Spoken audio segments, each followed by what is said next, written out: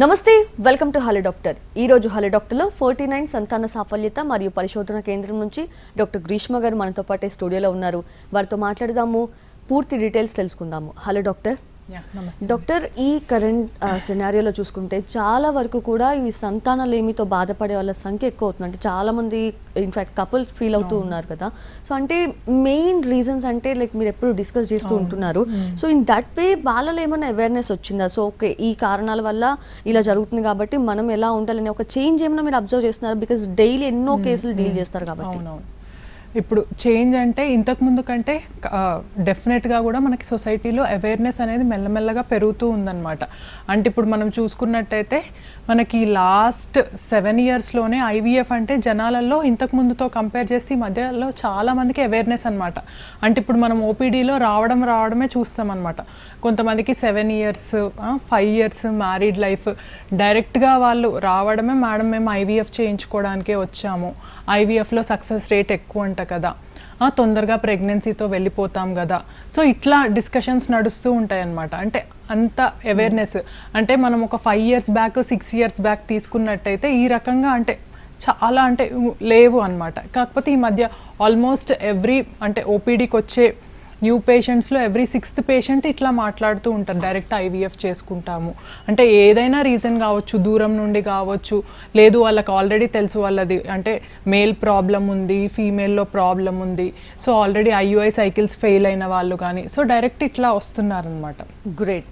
But doctor, at the same time అంటే ఈ awareness వల్ల పెళ్ళి అయిన తర్వాత ఒక 1 yearకి కన్సల్టేషన్కి వచ్చే వాళ్ళ సంఖ్య తక్కువగా ఉంటుంది. సో అలా చూస్తే మనం ఆ సంఖ్య ఏమైనా పెరుగుతుంది అంటే 2 years 3 years డిలే చేయకుండా ఇమీడియట్గా కన్సల్టేషన్కి వస్తున్నారా? ఈ మధ్య అంటే అట్లా కూడా మేము గమనిస్తున్నాం అనమాట. అంటే ఈ 4-5 years నుంచి మ్యారేజ్ అయినా అంటే ముఖ్యంగా పెళ్ళైన 6 months తర్వాత కూడా సైకిల్స్ ఇర్రెగ్యులర్ అనుకోండి, వాళ్ళు టైం వేస్ట్ చేయకుండా వెంటనే వస్తారనమాట. కొంతమంది కపుల్ అయితే అరౌండ్ 32 years ఆ టైంలో మ్యారేజ్ చేసుకున్న వాళ్ళు పెళ్ళైన వెంటనే అంటే చూసుకోవడానికి అనమాట, వాళ్ళు ఎంతవరకు ప్రెగ్నెన్సీ వాళ్ళకి అంటే ప్రాబ్లం లేకుండా ఉంది, అట్లా ఎప్పుడు ప్లాన్ చేయాలి ఇట్లా తెలుసుకోవడానికి కూడా వస్తున్నారు అనమాట డైరెక్ట్. ఇంకొంతమంది ఏంటి అంటే పెళ్ళైన ఒక 5-6 months అవుతుంది, ఇద్దరు కలవలేకపోవడం అనమాట. అది కూడా ఆ రకమైన ఇబ్బందితో కూడా చాలా మంది వస్తారు. అంటే కలయికలో ప్రాబ్లం అనమాట, ఒక్కసారి కూడా ఇద్దరికి కాంటాక్ట్ అనేది జరిగి ఉండదు. సో ఆ ప్రాబ్లం వల్ల కూడా చాలా మంది వస్తూ ఉంటారనమాట. సో అంటే ఈ మధ్యలో అవేర్నెస్ అనేది చాలా పెరిగిపోయింది. ఎవరు కూడా మనకి అంటే వెయిట్ చేసి అంటే 2 years అయింది 3 years అయింది ఇట్లా తక్కువగా ఉన్నారు. అంటే పెళ్ళైన 1 yearకి కానీ, లేదు కొంతమందికి ఇట్లా మనం చెప్పుకున్నట్టు వేరే రకమైన ప్రాబ్లమ్స్ ఉంటే టైం అనేది వేస్ట్ చేయకుండా, లేదు ఏజ్ అనేది ఎక్కువైంది, లేదు సెకండ్ మ్యారేజ్ చేసుకున్నారు, అట్లాంటి వాళ్ళు ఏంటి అంటే పెళ్ళైన వెంటనే కూడా వచ్చేస్తారనమాట తెలుసుకోవడానికి. ఓకే. సో డాక్టర్, ఇంతకుముందు మనం వినేవాళ్ళము ఇట్లా ప్రెగ్నెన్సీ రావట్లేదు అంటే డెఫినెట్గా అది విమెన్లోనే ప్రాబ్లం అన్నట్టు. బట్ ఇప్పుడు అవేర్నెస్ ఉంది కాబట్టి చాలా వరకు అర్థమవుతుంది. ఇన్ దట్ వే నిజంగా ఆ ప్రాబ్లమ్స్ అనేది ఎక్కువ శాతం మనం విమెన్లోనే చూస్తున్నామంటారా doctor? What you say on that? అంటే మేమేం చూస్తాము అంటే ఆల్మోస్ట్ విమెన్లో మెన్లో ఈక్వల్గా ఉంది ప్రాబ్లం మనకి. అంటే ఇప్పుడు ఓపీడీ వచ్చే వాళ్ళల్లో మెన్కి కూడా ఆల్మోస్ట్ అనమాట. అంటే ఇప్పుడు మెన్ తీసుకుంటే ఇప్పుడు 40-50% మెన్లో కూడా చూస్తున్నాం అనమాట ఓపీడీలో వచ్చే వాళ్ళలో. అట్లాగే కంబైన్డ్ ఇన్ఫర్టిలిటీ అంటే విమెన్లో కొన్ని ప్రాబ్లమ్స్లో, మేల్లో కొన్ని ప్రాబ్లమ్స్ ఇట్లా ఉంటాయన్నమాట. ఇట్లా మనం అంటే పికప్ చేసినప్పుడు ఆల్మోస్ట్ మనం 10 cases తీసుకుంటే 3-4 cases మేల్ ప్రాబ్లం వల్ల వాళ్ళు ఐవీఎఫ్కి వెళ్ళడము, అంటే ఎగ్ పికప్ చేసుకోవడము ఇట్లా చూస్తామన్నమాట.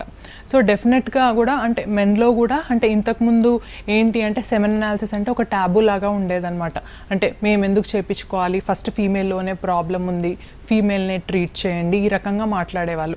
ఇప్పుడు ఏంటి అంటే లేదు, అంటే వాళ్ళంతటా వాళ్ళే ఆల్మోస్ట్ బయటనే చాలాసార్లు ఒక 2-3 times సెమెన్ అనాలిసిస్ అయిపోయి ఉంటుందన్నమాట. సో అట్లా చూస్తున్నాం అనమాట ఈ మధ్య. సో ఆల్మోస్ట్ మేల్లో కూడా ఈక్వల్గా ఉంటున్నాయి ప్రాబ్లమ్స్. ఓకే. ఇప్పుడు ఆ సెమెన్ అనాలిసిస్లో మీరు ఏవైతే చూస్తారో డాక్టర్, అంటే టెస్ట్ చేస్తారో, సో దానికంటే ఏవి ఎఫెక్ట్ చేస్తున్నాయి, లేకంటే మెన్ చేసే ఏ పనులు కారణం అవుతున్నాయి అనుకోవచ్చు?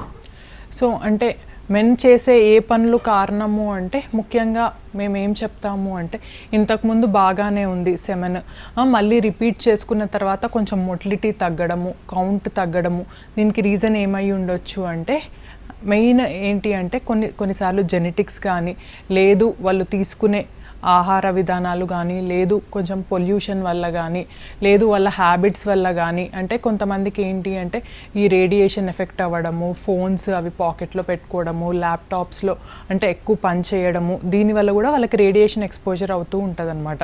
దానివల్ల ఇంకా మెయిన్ ఇంకో రీజన్ ఏంటి అంటే స్ట్రెస్ వల్ల కూడా మనకి కొంచెం తగ్గిపోవచ్చు అనమాట. ఇంకొకటి ఇనాడిక్వేట్ స్లీప్ హ్యాబిట్స్ అవి సరిగ్గా లేకపోవడం వల్ల కూడా మనకి మెన్లో కౌంట్ అనేది తగ్గుతూ కూడా చూస్తూ ఉంటాం మనం. అండ్ డాక్టర్, ఈ కన్సాంగ్నస్ మ్యారేజెస్లో ప్రాబ్లమేటిక్గా అంటే ఆ కండిషన్స్తో బేబీ పుడతారు అనేది కూడా వింటూ ఉంటాం కదా. సో అలా చూస్తే కన్సాంగ్నస్ మ్యారేజ్ వాళ్ళు కూడా ఏమన్నా లైక్ 3rd మంత్లోనే వాళ్ళు కొంచెం ఏవో ట్రీట్మెంట్స్ తీసుకుంటున్నారు, లేదంటే టెస్ట్లు చేస్తున్నారనేది అర్థమవుతుంది. సో వాటి గురించి ఏం చెప్తారు డాక్టర్? ఇప్పుడు అంటే కపుల్కి ఎప్పుడైనా కన్సాంగ్వినస్ మ్యారేజ్ అయిందనుకోండి, అంటే ఈ మధ్యకాలంలో మేనరికం మ్యారేజెస్ వల్ల కూడా ఇబ్బందులు ఉంటున్నాయి అన్న అవగాహన వాళ్ళకి పెరిగిపోయిందనమాట. సో వాళ్ళకి ఏంటి అంటే మనం అంటే జెనెటిక్ స్క్రీనింగ్ కానీ, అంటే వాళ్ళ జీన్స్ అనేవి మొత్తం ఎలా ఉన్నాయి చెక్ చేసుకోవడానికి whole genome sequencing, whole exome sequencing, ఇట్లా కొన్ని బ్లడ్ టెస్ట్లు ఉంటాయన్నమాట. అంటే వాళ్ళ లోపల ఏమన్నా ప్రాబ్లం ఉందా, వాళ్ళ జీన్ మొత్తం అనమాట. అంటే మన ఇప్పుడు పుట్టినప్పుడు మన కుండలి అంటాం కదా, అట్లాగే వాళ్ళ జీన్స్ అనేవి మొత్తం అంటే చూడ్డం అనమాట. ఏమన్నా ప్రాబ్లం ఉందా, ఏమన్నా క్యారియర్ స్టేటస్ అనేది ఉందా, మేల్కి కానీ ఫీమేల్కి కానీ, ఇట్లా చెక్ చేసుకోవడం. అట్లా చెక్ చేసుకున్న తర్వాత మళ్ళీ ఆ రకమైన ప్రాబ్లం ఏమన్నా బేబీకి క్యారీ అవుతుందా. సో అంటే వాళ్ళు ఇప్పుడు ఐవీఎఫ్కి వెళ్ళినప్పుడు మళ్ళీ బేబీలో ఏమన్నా టెస్టింగ్ అనేది అవసరమా, ప్రీ ఇంప్లాంటేషన్ జెనెటిక్ టెస్టింగ్ అనేది ఎంతవరకు అవసరము. సో అట్లా ఏమన్నా ప్రాబ్లమ్స్, సో ఇద్దరు ఒకే రకమైన జీన్కి ఏమన్నా క్యారియర్స్ అయ్యారనుకోండి, సో ఆ రకమైన జీన్ మళ్ళీ అంటే ఎంబ్రియోలో బేబీలో పెట్టే ముందు టెస్ట్ చేసుకోవడము, ఆ రకమైన జీన్ ప్రాబ్లం ఏమన్నా ఉంటే అట్లాంటి ఎంబ్రియోని అవాయిడ్ చేయడము. సో ఇట్లా మనకి చాలా అడ్వాన్స్మెంట్స్ అనేవి వచ్చాయన్నమాట మనకి ఫర్టిలిటీలో. ఓకే. అండ్ డాక్టర్, కొంచెం లైక్ ఇన్ డీటెయిల్గా మనం డిస్కస్ చేస్తే కొంతమందికి పెళ్ళి అయి 2 years అయినా 3 years అయినా ఇంకా కన్సీవ్ కావట్లేదు అంటే లైక్ వెయిట్ చేయండి, లేదంటే నార్మల్ కానీ ట్రై చేయండి అని చెప్తుంటారు. కొంతమందికి ఇమ్మీడియట్ ట్రీట్మెంట్స్కి వెళ్దామని చెప్తుంటారు. లైక్ అంటే ఏ బేసిస్లో ఇలాంటి ట్రీట్మెంట్ చెప్తూ ఉంటారు డాక్టర్, దాని గురించి ఒకసారి. సో ఇప్పుడు ఏంటి అంటే ఫస్ట్ కపుల్ మన దగ్గరకు వచ్చినప్పుడు వాళ్ళది డీటెయిల్డ్ హిస్టరీ అనమాట. అంటే ఫీమేల్ ఏజ్ ఎట్లా ఉంది, మేల్ ఏజ్ ఎంత అయింది, సో మ్యారేజ్ అయ్యి ఎన్ని ఇయర్స్ అవుతున్నాయి, ఫీమేల్కి సైకిల్స్ అనేవి రెగ్యులర్గా వస్తున్నాయా లేదా, ఇంతకుముందు ప్రెగ్నెన్సీస్ ఏమన్నా వచ్చాయా, లేదు అబార్షన్స్ ఉన్నాయి అంటే అబార్షన్స్ అట్లా ఎన్ని అయ్యాయి. సో అట్లా అనమాట. ఈ రకమైన హిస్టరీ అనేది చాలా ఇంపార్టెంట్ అనమాట. అంటే ఫీమేల్కి రెగ్యులర్ సైకిల్స్ ఉన్నాయి అంటే almost 90% of the times egg అనేది సరిగ్గా పెరుగుతుంది అని అర్థం. ఇంకా నెక్స్ట్ వాళ్ళ ట్రీట్మెంట్స్ అనేది కూడా కొంతమంది మేము చూస్తామన్నమాట, పెళ్ళై ఆల్మోస్ట్ 1.5-2 years అవుతుంది, కాకపోతే వాళ్ళ ఐయుఐస్ వరకు 3 IUI సైకిల్స్ 4 IUI సైకిల్స్ వరకు వెళ్ళుంటారనమాట.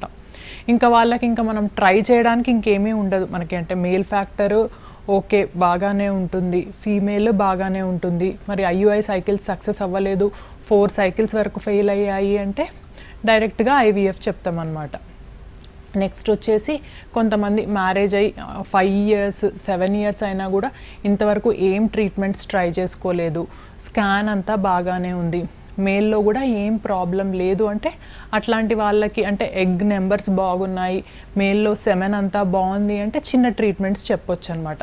సో అంటే కపుల్ వాళ్ళ హిస్టరీని బట్టి వాళ్ళు ఇంతకు మునుపు ఏ ట్రీట్మెంట్స్ అయితే తీసుకున్నారు, అంటే వాళ్ళకి ప్రెగ్నెన్సీస్ ఎన్నొచ్చున్నాయి. కొంతమంది కపుల్ ఏంటి అంటే ప్రెగ్నెన్సీ లాసెస్తో వస్తారనమాట. అంటే ఆల్మోస్ట్ 3 times 4 times మిస్క్యారేజెస్ అనమాట. ఎర్లీ ట్రైమెస్టర్ మిస్క్యారేజెస్ అంటాం అనమాట. అంటే పెళ్ళైన తర్వాత ఫస్ట్ అంటే 2 monthsకి 6 weeksకి 9 weeksకి అట్లా మిస్క్యారేజెస్ అయిన వాళ్ళు. సో అట్లా మిస్క్యారేజెస్ అయినాయి అంటే ముఖ్యంగా అది బేబీ ప్రాబ్లం వల్ల అయ్యి ఉండొచ్చు. అట్లాంటి వాళ్ళకి ఏంటి అంటే ఎంబ్రియో టెస్టింగ్ అనమాట. IVFకి వెళ్ళి ఎంబ్రియో టెస్టింగ్ అనేది చేసుకొని ఎంబ్రియో బాగున్నప్పుడు పెట్టుకోవడం.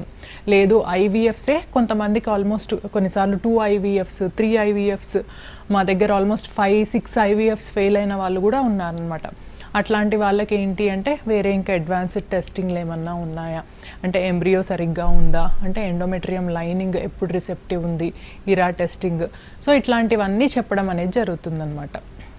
అండ్ డాక్టర్, మీరు మిస్క్యారేజెస్ గురించి చెప్పారు కాబట్టి ఎప్పుడైనా లైక్ ఒక ఫస్ట్ అబార్షన్ అయింది అనుకోండి, ఫస్ట్ మిస్క్యారేజ్ అయిన తర్వాత ఇంత టైం గ్యాప్ తీసుకొని మళ్ళీ ట్రై చేయాలనేది నిజంగా ఉందంటారా? ఎంత టైం గ్యాప్ ఉండాలంటారు?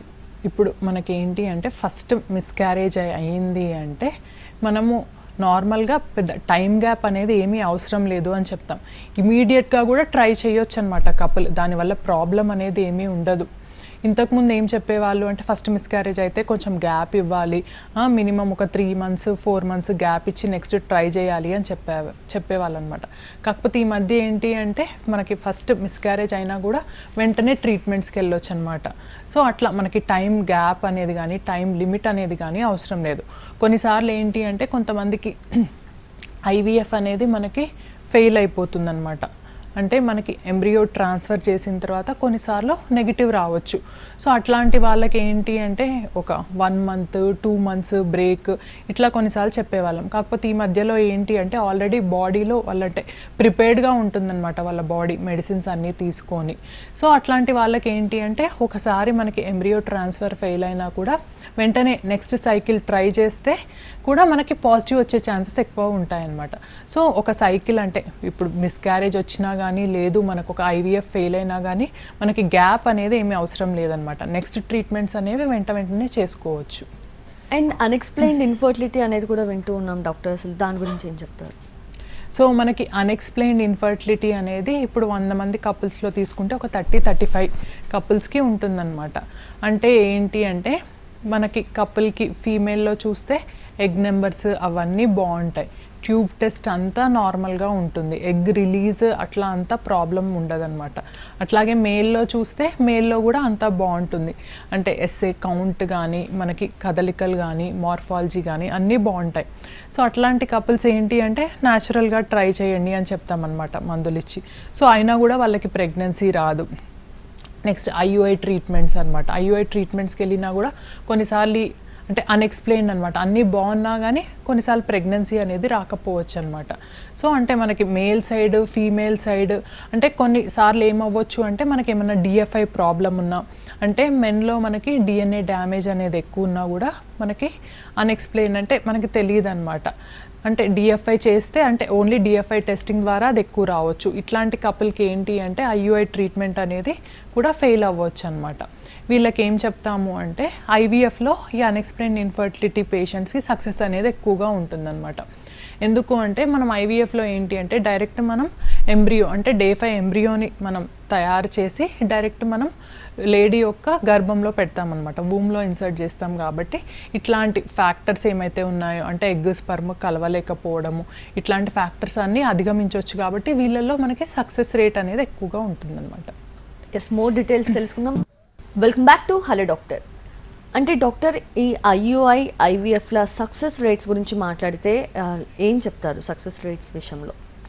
ఇప్పుడు మనకి ఏంటి అంటే ఐయుఐలో మనం సక్సెస్ రేట్ తీసుకున్నట్టయితే అంటే మనకి మొత్తం వరల్డ్ వైడ్ మనకి అంటే వచ్చిన డేటా ప్రకారం ఐయుఐలో ఇప్పుడు ఒక 100 మందికి చేస్తే ఐయుఐలో సక్సెస్ అనేది మనకు ఒక 14-15 మెంబర్స్కి అవుతుందన్నమాట. కాకపోతే ఏంటి అంటే కొన్నిసార్లు ఇంకా వేరే టెక్నాలజీ అనమాట, అంటే మనకి ఇంకా స్పర్మ్ అనేది కూడా ఇంప్రూవ్ చేసుకోవడానికి మనం ఐయుఐకి వెళ్ళినప్పుడు కూడా శాంపిల్ అనేది తీసుకున్నప్పుడు స్పర్మ్ మీద మైక్రోఫ్లూయిడిక్స్ టెక్నాలజీ అనేది యూస్ చేయొచ్చు అనమాట. అంటే ఈ టెక్నాలజీస్ అన్నిటి వల్ల మనం ఏంటి అంటే స్పర్మ్లో డిఎన్ఏ డ్యామేజ్ అనేది తగ్గించి మనం వాష్ చేసిన తర్వాత బెస్ట్ స్పర్మ్ని మనం ప్రాసెస్ చేసి ఇన్సర్ట్ చేస్తాం. కాబట్టి ఐయుఐలో ఈ పద్ధతుల వల్ల కొంచెం సక్సెస్ రేట్ అనేది ఇంకొంచెం ఎక్కువ పెరగచ్చు అనమాట. ఇంకొక 3% కానీ 5% వరకు పెంచుకోవచ్చు అనమాట ఈ మైక్రోఫ్లూయిడిక్స్ అనే పద్ధతి యూస్ చేసి. కానీ ఇట్లా కొన్నిసార్లు ఏంటి అంటే ఐయుఐలో మనం 2 ఎజాక్యులేట్స్ అనమాట, అంటే ఒకటే రోజు 2 సార్లు సెమెన్ శాంపుల్ ఇవ్వమని చెప్తామన్నమాట హస్బెండ్ని. వీటన్నిటి వల్ల ఏంటి అంటే మనకు వచ్చే స్పర్మ్ ఇంకా బెటర్ క్వాలిటీ అనేది ఉంటుందన్నమాట. దీనివల్ల ఇంకొంచెం ప్రెగ్నెన్సీ రేట్స్ మనకి ఇంప్రూవ్ చేసుకోవడానికి హెల్ప్ అవుతుంది. ఇంకా నెక్స్ట్ వచ్చేసి ఇప్పుడు మనం ఐయుఐ అనేది కూడా బ్లైండ్ ప్రొసీజర్ అనమాట.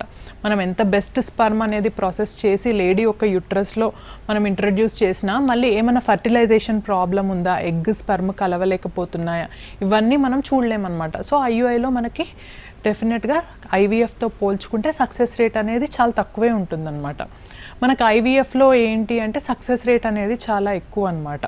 ఇప్పుడు ఒక 100 మందికి చేస్తే మనకు ఐవీఎఫ్ ఆల్మోస్ట్ చాలా ఎక్కువ అనమాట, అరౌండ్ 60-65% వరకు ఉంటుందన్నమాట. అంటే ఇది ఐవీఎఫ్లో సక్సెస్ రేట్ ఎందుకు ఇంత ఎక్కువ ఉంది అంటే అది ల్యాబ్ ప్రకారం కానీ, అంటే ది బెస్ట్ ల్యాబ్ దానివల్ల కానీ, లేదు మనం లేటెస్ట్ టెక్నాలజీస్ ఇక్సీ ప్రాసెస్ వల్ల కానీ, లేదు స్పర్మ్ ప్రాసెసింగ్ అంటే ఈ మైక్రోఫ్లూయిడిక్స్ వల్ల కానీ, ఈ ప్రీ ఇంప్లాంటేషన్ జెనెటిక్ టెస్టింగ్ వల్ల కానీ, ఈ డాక్టర్స్ ఎక్స్పర్టైజ్ వల్ల కానీ, ఈ ఎంబ్రియాలజిస్ట్ ఎక్స్పర్టైజ్ వల్ల కానీ, వీటన్నిటి వల్ల కూడా మనకి ఏంటి అంటే ఐవీఎఫ్లో సక్సెస్ రేట్ అనేది చాలా ఎక్కువైపోయిందనమాట ఈ మధ్యలో.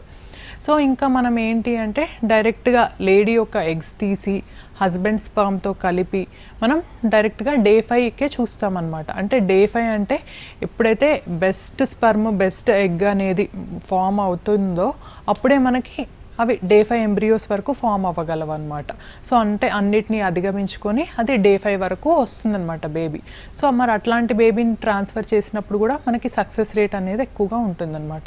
సో అందుకే మనకి అంటే డైరెక్ట్గా ఫామ్ అయిన మనం ఎంబ్రియోని కానీ పిండాన్ని కానీ లేడీ యొక్క యుట్రస్లో పెడతాం కాబట్టి కంపల్సరీగా మనకి ఐవీఎఫ్ ప్రాసెస్లో సక్సెస్ అనేది చాలా ఎక్కువ ఉంటుందన్నమాట. సో డాక్టర్, ఈ మధ్య కాలంలోనే ఈ సంతానలేమి కేసెస్ ఎక్కువగా చూస్తున్నామా, లేదంటే అవేర్నెస్ కలగడం వల్ల బయటకు వస్తున్నాయి అనుకోవాలా? ఇఫ్ ఎస్ ఒకవేళ నిజంగానే అలా ఎక్కువ అవుతున్నాయి అంటే ఈ లేట్ మ్యారేజెస్ అనేది ఒక కీ రోల్ ప్లే చేస్తుంది అనుకోవచ్చా? డెఫినెట్గా. అంటే మీరు అన్నట్టు కొంచెం అవేర్నెస్ అనేది పెరిగింది ఈ మధ్యలో. మన ఫుడ్ హ్యాబిట్స్ కానీ, సెడెంటరీ లైఫ్ స్టైల్ వల్ల కానీ ఈ పీసీఓ ప్రాబ్లం అనేది కూడా ఈ మధ్యలో ఎక్కువగా చూస్తున్నాం అనమాట. అంటే ఆల్మోస్ట్ ఒక 10 womenలో ఒకళ్ళకి మనం ఈ పీసీఓఎస్ ప్రాబ్లం అనేది చూస్తున్నాం. ఇంతకుముందు ఇంత ఎక్కువ లేకుండే అనమాట. మన లైఫ్ స్టైల్ వల్ల కూడా ఇది పెరిగిపోయింది. ఫుడ్ హ్యాబిట్స్, పెస్టిసైడ్స్ వీటన్నిటి వల్ల కూడా పెరిగిపోయింది అనమాట. అట్లాగే ఇంతకుముందు ఏంటి అంటే మనకి ఈ ప్రాబ్లం ఉన్నా కానీ అంటే ఒక ఫర్టిలిటీ స్పెషలిస్ట్ దగ్గరికి వెళ్ళాలి అంటే ఒక టెబు లాగా ఉండేదన్నమాట. ఇప్పుడు అంటే ఈ అవేర్నెస్ అనేది పెరిగిపోయింది కాబట్టి మనకి ఇప్పుడు కొంచెం తగ్గిందనమాట. అంటే అదేంటి ఆ భయం అనేది కొంచెం తగ్గింది.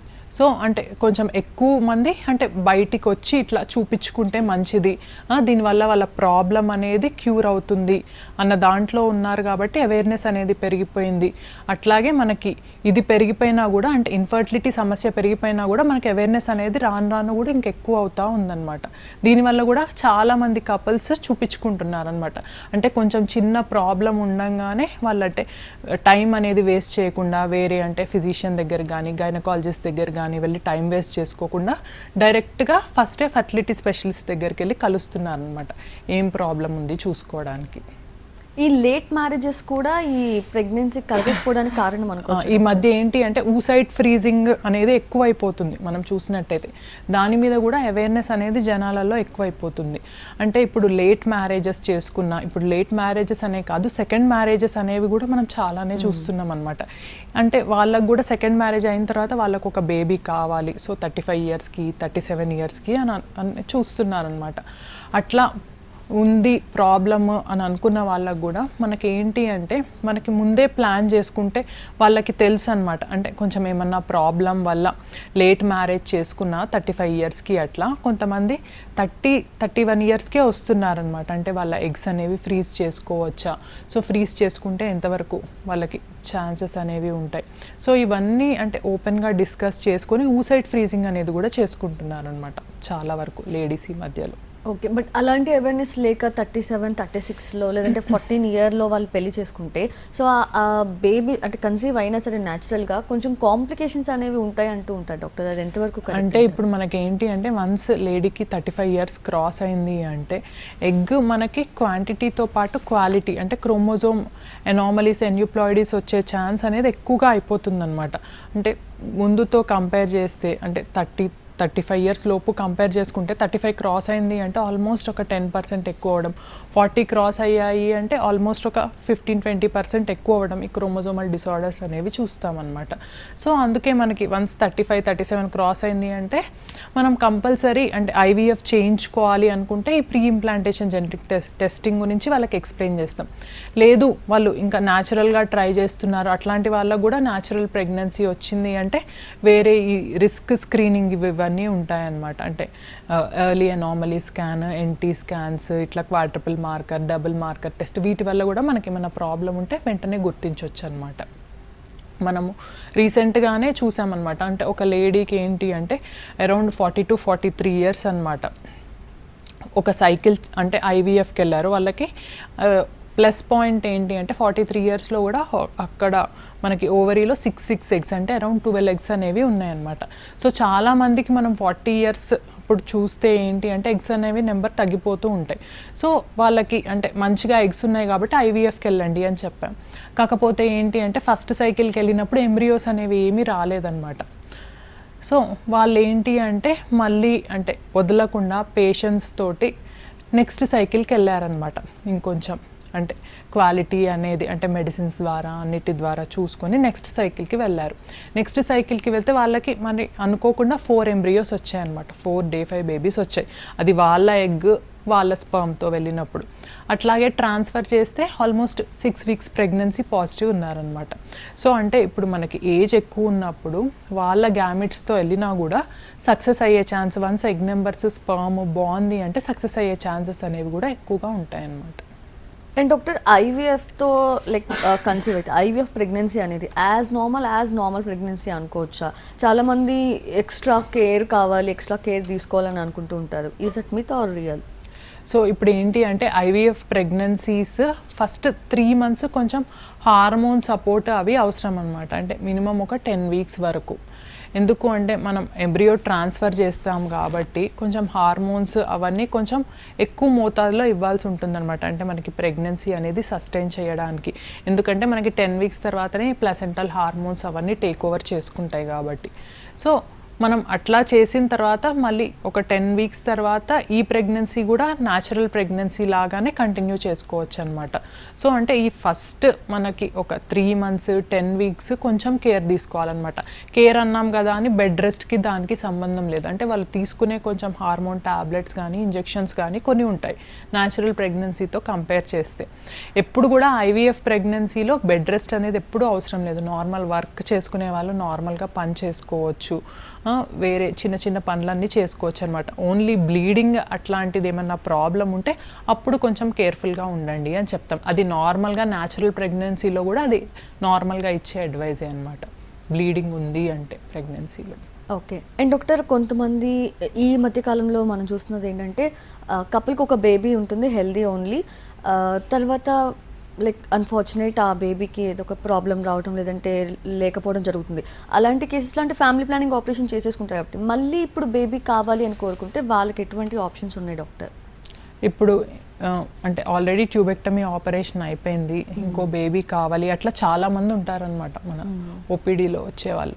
వాళ్ళకి ఏమని చెప్తాము అంటే ట్యూబ్ రివర్సల్ ఆపరేషన్, అంటే మళ్ళీ ట్యూబ్ని జాయిన్ చేసుకోవడం, రీజాయినింగ్ ఆపరేషన్, రివర్సల్ ఆపరేషన్, వీటన్నిటి వల్ల మనకి సక్సెస్ అనేది చాలా తక్కువ ఉంటుందన్నమాట. వన్స్ మనం ట్యూబ్ అనేది అంటే ట్యూబెక్టమీ చేసాము అంటే కట్ చేసాము అంటే వన్స్ ట్యూబ్ అనేది పాడైపోతుంది అనమాట. మళ్ళీ అది రీజాయిన్ చేసినా కూడా మళ్ళీ దాంట్లో ఎక్టోపిక్ ప్రెగ్నెన్సీ వచ్చే అవకాశాలు ఎక్కువగా ఉంటాయి అన్నమాట. వీళ్ళకి ఏంటి అంటే ఇంకో ఆపరేషన్ అవాయిడ్ చేయడము, మళ్ళీ కంపల్సరీ యుట్రస్లోనే ప్రెగ్నెన్సీ వచ్చే సేఫ్ ఆప్షన్ ఏంటి అంటే ఐవీఎఫ్ అనమాట. సో ఇట్లాంటి వాళ్ళకు కూడా అంటే ఈ మధ్యకాలంలో ఐవీఎఫ్ అనేది చాలా హెల్ప్ అవుతుందన్నమాట. అంటే ట్యూబెక్టమీ ఆపరేషన్ చేసుకొని ఇంకా న్యాచురల్ ప్రెగ్నెన్సీ అవ్వలేని వాళ్ళు కూడా ఐవీఎఫ్తో చక్కగా ప్రెగ్నెన్సీ తెచ్చుకొని హ్యాపీగా హెల్ప్ అవ్వచ్చు అనమాట. Yes, thank you so much doctor Greeshma గారు. Thanks for all the awareness. ఇది వాళ్ళ హలో